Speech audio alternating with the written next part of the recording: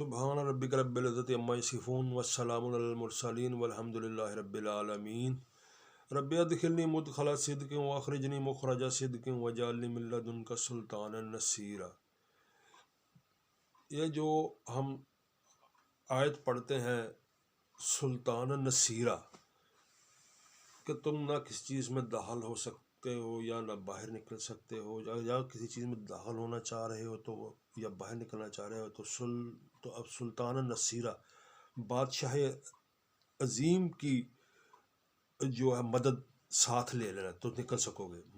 داخل ہو سکو گے، باہر بھی آ سکو گے۔ تو یہ دو جگہ پر آیا ہے۔ ایک سورہ آگے آتی ہے، یہ اپنا سورہ رحمان، یا معاشر الجن والانس ان استطعتم ان تنفذوا من اقطار السماوات والارض فانفذوا لا تنفذون الا بسلطان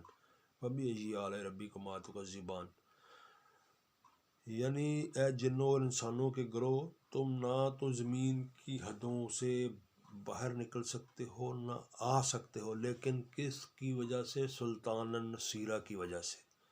سلطان النصیرہ کی وہ کیفیت، جو وہ مدد ہے، وہ کون ہے؟ وہ مالک ہے۔ جب آپ مالک کو ساتھ لے لیں گے، اللہ تعالیٰ کی مدد کو ساتھ لے لیں گے، تو پھر یہ زمین و آسمان کی وسعتیں یا ان کے کنارے سے باہر آ جا سکو گے۔ جیسے آپ صلی اللہ علیہ وسلم واقعہ معراج ہے کہ آپ جب بلانے والا ہی مالک ہے، لے جانے والا بھی مالک ہے، حکم بھی اسی کا ہے، تو پھر یہ زمین و آسمان کی جو سرحدیں ہیں، باؤنڈری ہیں، ان سے باہر نکل جانا، پھر ان کے اندر داخل ہو جانا، یہ ممکن ہے۔ یا معاشر الجن والانس سے بھی، اور رب ادخلنی مدخل صدق واخرجنی مخرج صدق واجعلنی من لدنک سلطانا نصیرا۔ یہ دونوں طرح سے جب سلطان النصیرہ جو ہے نا، وہ آپ کے ساتھ ہے، اس کی مدد آپ کے ساتھ ہے، اس کا مددگار ہونا، اس سلطان کا دوست ہونا، تو آپ پھر سرحدوں سے داخل بھی ہو سکتے ہیں اس کے اندر، اور اس سے باہر بھی آ سکتے ہیں۔ آپ کا ایگزٹ بھی ہو سکتا ہے، انٹر بھی ہو سکتا ہے۔ تو یہ اس تناظر میں یہ صورتیں بیان ہوئی ہیں۔ اور جب آپ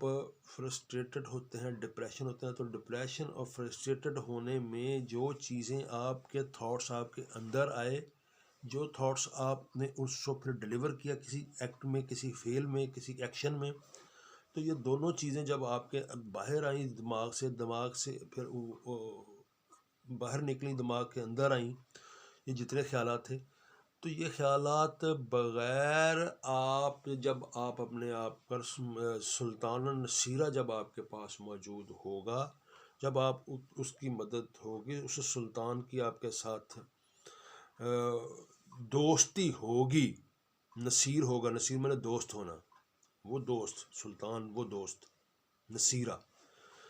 تو پھر یہ جو جتنے تھاٹس آئیں گے، یہ سارے کے سارے وہ آپ کا وہ دوست سلطان النصیرہ دیکھ لے گا،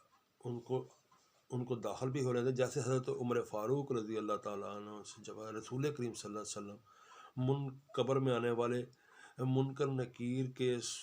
بارے میں بتا رہے تھے، سوال و جواب کے بارے میں، تو وہ ایک ہیبت ان ملائکہ کی طاری ہوئی تھی، فرشتوں کی، تو حضرت عمر فاروق رضی اللہ تعالیٰ عنہ نے اس ڈر سے گھبراتے ہوئے پوچھا کہ وہ کس شکل و صورت میں اس وقت، یعنی آپ پوچھا کہ میں اس وقت پورے ہوش و حواس میں ہوں گا، اور وہ ملائکہ کس شکل میں ہوں گے؟ تو آپ صلی اللہ علیہ وسلم نے فرمایا کہ وہ بالکل تم اسی طرح ہوش و حواس میں ہوگا جس طرح تم اب ہوش و حواس میں ہو، اور وہ بھی تمہیں ایک نارمل انسان کی طرح ملیں گے، آئیں کہ بات کریں گے، بات چیت کریں گے۔ تو پھر حضرت عمر فاروق کا جواب تھا آقا علیہ السلام کی بارگاہ میں، تو پھر میں ان سے دیکھ لوں گا، یعنی پھر جب میں اتنے ہوش و حواس میں ہوں گا اور وہ ایک نارمل انسان، تو پھر میری جو عقل و میری وزڈم ہے، میرے ساتھ تو میرا سلطان النصیرہ ہے، میرے پاس تو آقا علیہ السلام کی محبت ہے، پھر میں اس ملائکہ کو منکر نکیر کو دیکھ لوں گا۔ یعنی اس کا تھوڑا سا مفہوم آگے دیکھنا ہے، پھر پنجابی میں اس کو پھر میں انہوں نے نبڑ لاں گا، مینوں نبڑنا آندا ہے، یعنی پنجابی میں اس کو کہہ لیں کہ پھر میرے پاس اللہ تعالیٰ کی سلطان النصیرہ موجود ہے، میرے پاس آقا کی محبت ہے، پھر میں منکر نکیر کو سوالوں کے جواب دے لوں گا، پھر مجھے کوئی پرابلم نہیں ہے۔ تو پھر یہ ڈپریشن اور فرسٹریشن کوئی پرابلم نہیں ہے جب آپ کے پاس سلطان النصیرہ موجود ہے، آقا علیہ الصلوۃ والسلام کی محبت، ان کی سیرہ، ان کا عمل آپ کی زندگی میں شامل حال ہے، آپ کی بھی وہی روٹین، آپ صلی اللہ علیہ وسلم کو آپ کاپی کر رہے ہیں، ان کی پیروی کر رہے ہیں، ان کے نقش قدم پر چل رہے ہیں، تو پھر آقا علیہ الصلوۃ والسلام کو جتنی فرسٹریشن اور ڈپریشن دور سے آئے وہ گزر گئے، تو بات ساری زندگی ایک نارمل ہیومن بینگ کے طور پر آپ نے اپنی زندگی کا عرصہ گزارا،